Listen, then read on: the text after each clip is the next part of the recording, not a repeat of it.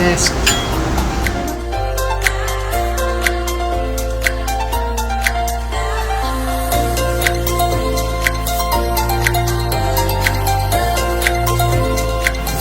Hello everyone! Hello mga ka-on the go! I am Feb. And we're here at Barangay Bagasbas, Daet, Camarines Norte. Ano ba yung mga pwede nyo puntahan dito? Come, let's try Leo's Cuisine, established in 1992. This is my favorite restaurant here in Daet, Camarines Norte. Tara, samahan nyo ako at tuklasin ang mga dishes here in Leo's.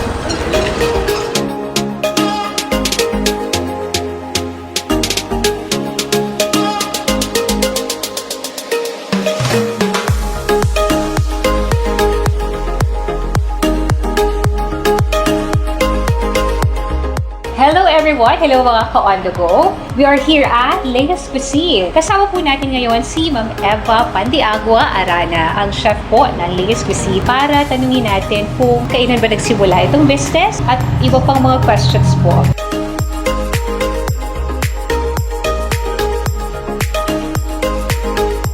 Ma'am Eva, kumusta po kayo?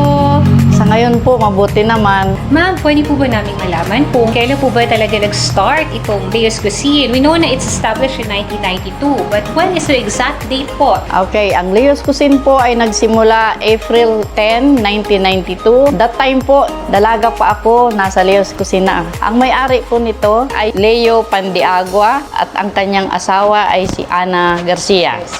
Opo. And ngayon po minamanage po siya ni... Since na namatay na po yung tunay na may-ari, ang nagmamanage po nito ngayon ay yung anak at saka ang manugang na si Doki Pandiagua at si Corina Pardo.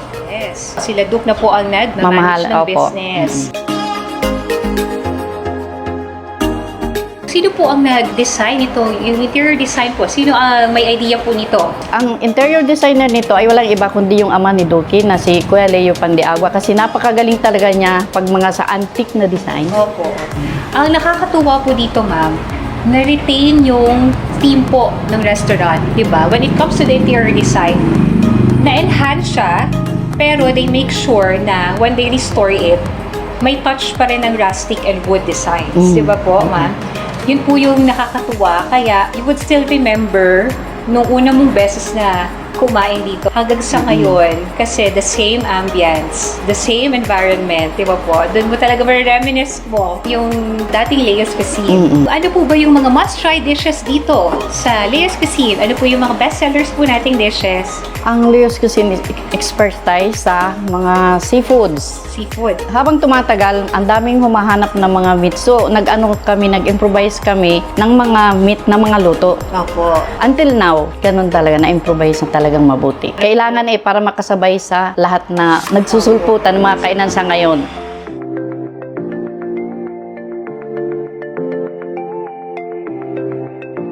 Sa mga tao po na gustong mag-try ng aming mga dishes, saan man kayo galing, kayo po ay lubos naming inaanyayahan na mag-try po sa aming mga recipe na talaga naman pong hindi nyo makakalimutan. At simula noon hanggang ngayon po, standard pa rin po ang namin. Bumalik na po yung chef. Ako! Ma'am Eva is back! Ladies and gentlemen!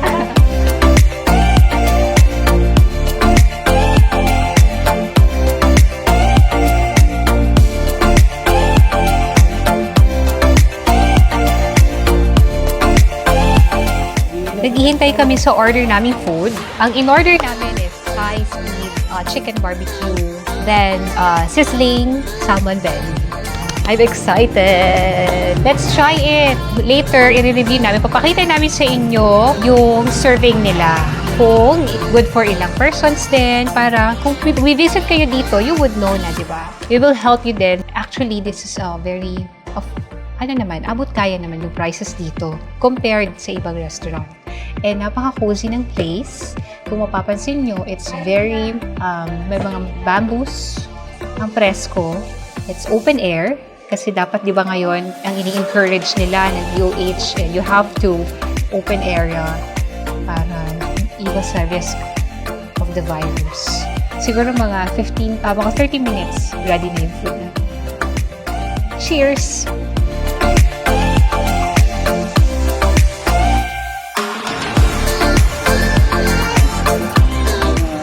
Yes, hello po. Thai squid. Yay! Thank you.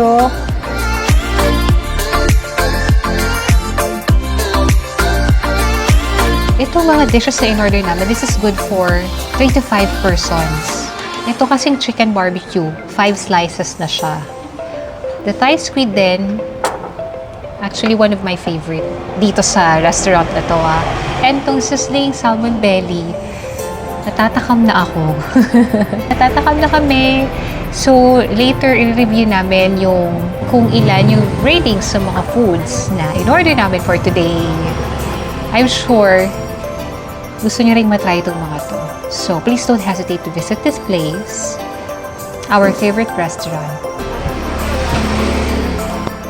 So, Lord, in this thy gifts, which we're about to receive from thy bounty, through Christ our Lord. Amen. Thank you, Lord. Tara na, kakain tayo. Gusto ko po ang pipino, so kinukuha ko siya talaga una sa dishes.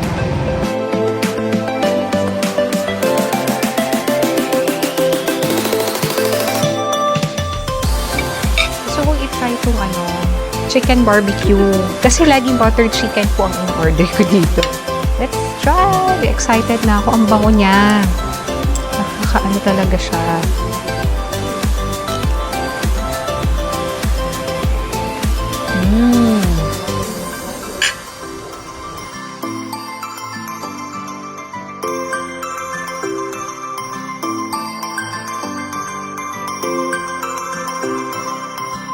Let's have a review. Una, dito tayo sa sa sizzling salmon belly. Sizzling salmon belly, siguro ko i-rate ko siya, it would be 9 out of 10 kasi medyo matapang, medyo, hindi naman parang pag with rice, okay siya. Hindi mo masyadong malalasahan yung alat niya.